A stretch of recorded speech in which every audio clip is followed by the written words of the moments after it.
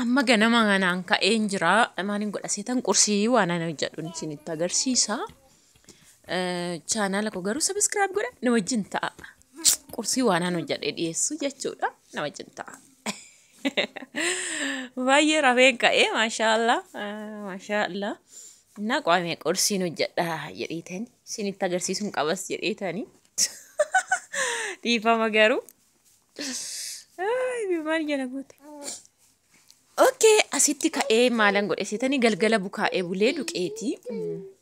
Bukaa'ee kan jiru xaxxafee haala kanaan godheetanii aannan dibee gubbaasaa jechuudha. Erga aannan dibee deebi'ee akkasitti nukkaamse haara isaatiin qas jedha jechuudhaan gara galchuu kana bara. Haara bilchaadhaan akka bilchaatu akka bishaan keekii yookiin bishaan daabboo sana barbaade jechuudha. Kun bilchaatee jira xuuxxatee jechuudha. Akkuma argitan xuuxuqaa jira uree laalee yaaduudhaanii maanni seetanii baay'ee otoo hin xaxxafuu qabdu yeroo sana hurka isaatiin sirriitti akka bilchaate ulafuufamu. Asti immoo inqulaaliin hojjadhee inqulaaliin kutufu innaan hojjedhu tokko tokkoon hin danda'amu kana bara. Shunkurtii muruun isinitti agarsiisaare. So asitti inqulaalii hojjedheeni jira. Inqulaalii hojjadhee jira. Bukkeedhumatti jechuudha isa hojjechaati. Haala kanaani yaa shunkurtiif timaatimii malee waan biraa waan hiikaa biraa qabu qaaraa dura isaa midhaan bilcheesseen qaaraa booda irratti naqaa jechuudha. Ani immoo ofii kootii maalan godhadhe bullaan godhadhe jechuudha. Bullaan baay'ee bareedduudha waan ta'eef beekan laafisee kana bara bullaan kan isinitti tolus yoo laafe garuu haa ta'u malee baay'ee bareedduun hojjetadhe jechuudha. Haannanii nan hojjetadhe duqeetii adiidhanis hin danda'ama. Ofii koo immoo bullaa jechuudha. Saamu'eelis ni fayyadama nafaana. Saamu'eelis hin fayyadama nafaana. Ani kun haala kanaan isa kana immoo hojjetadhe jechuudha. Oolmaa koo amma galgalaa osoo hin dandeessiniif waraabaa gini nan laala. Nan laala isiniin jedha. Har'a viidiyoo walumaa gala waraabuu jechaan jira yoo hin danda'essi jechuudha. Isin chaanaala koo subscribe gochuudhaan share like gochuudhaan nafaana ta'a isiniin jedha. Nafaana ta'a. Haala kanaan egaa kinu dhadhaallee baay'ee amma kana jaalala isaa qabaadhee miti foormi uma bullaan dirqama barbaachisa waan ta'eef malee qabaadhee miti. Inna haala kanaan bullaa ofii koo hojjetadhe jechuudha. Isa taanu waliin halaallu.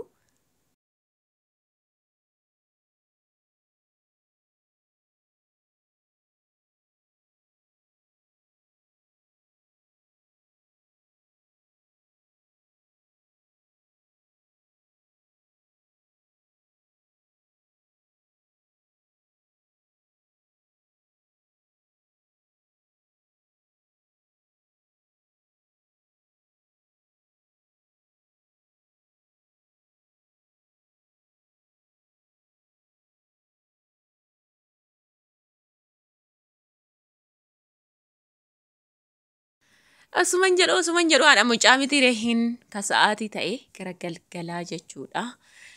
Haadha ishii otuman ala taa'u sa'aatii 11dha dhugaa dubbachuuf. Sa'aatiin kuni mucaa haduu ganama ni bubbisa amma biyya keenya beektu baay'ee bubbisa daa'ima caqlaa ala baasuun garaashiif sirrii miti.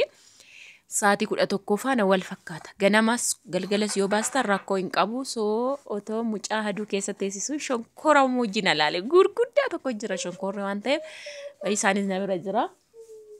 Cabsin jedheen jechuudha. Cabsi jedheen isaan mana ga'u kuwa goone galaafannee mucaa ol seensiseen qaxaqaxuutti deebi'ee jechuudha. Akkuma argitanii maashaallah dhugaa dubbachuu fi kaameeraa keessatti meebii qaqalloo fakkaata dhugaa waaqa baay'ee tokko.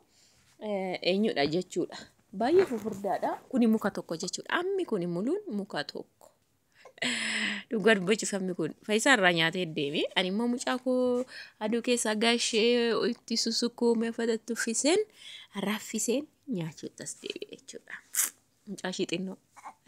Ammi kuni muluun muka tokko. Maaliif qaqal'ate yookiin akkas ta'e yoo jettanii qola irraan qaqqabnee quncisuu dadhabne jechuudha. Isa garasii isa qacaacaa ta'e jechuudha. Ni mi'a hangi noormaalii diimaa ta'uu qabudha bara.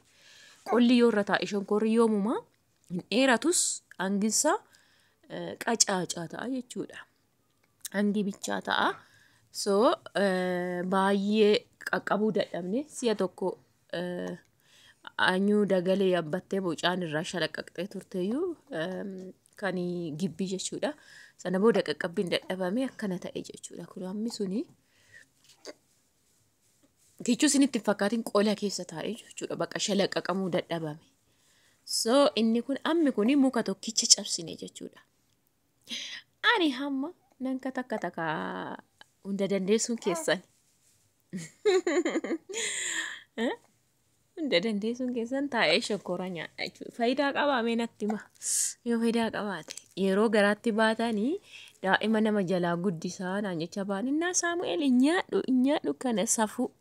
Garuu yeroo mucaasa kana angidhu yaa gaafumaan fedhen fedhadhee nyaadha malee. Gaafa gizee Saamii dhugaa waaqayyo.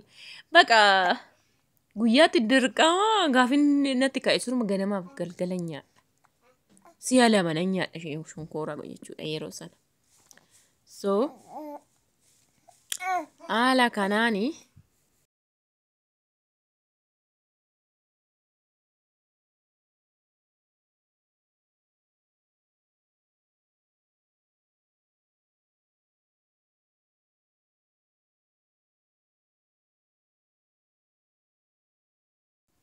haala kana shonkoora nyaachuu jammarree egaa siniin jedhaa shonkoorri maashaallah gibbii koo keessa waaqayyo na eebbifamu harka keessanii waa gadi suqxanii deebistanii nyaachuun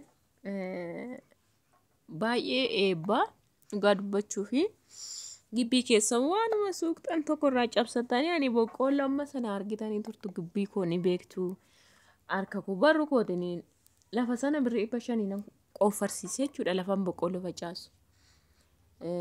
Yoo baay'ee silan dadhabee fi malee wanta baay'eetu dhaabamuu qabaa kunkuffamuu qabaa yennaa sana amma immoo daa'ee waan hin jiruuf dhaabuu hin danda'u kana kanaaf malee waan baay'ee dhaabama jechuudha gibbii keessanitti jechuudha.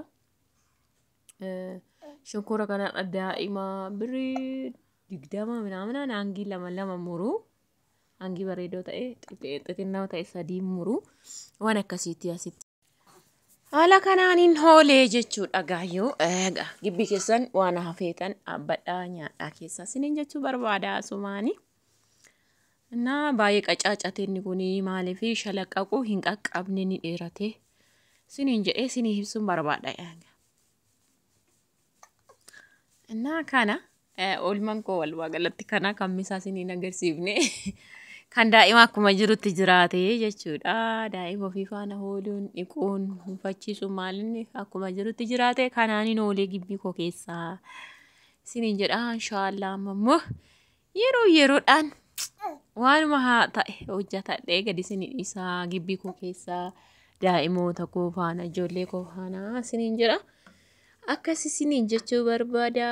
Channel kanaaf immoo warra taatan seenaatii subscribe godhaa viidiyoo nuti tolee like gochuun dagatinaa yaada qabdannaa barreessaa siniin jedha nagaa keessanitti tola.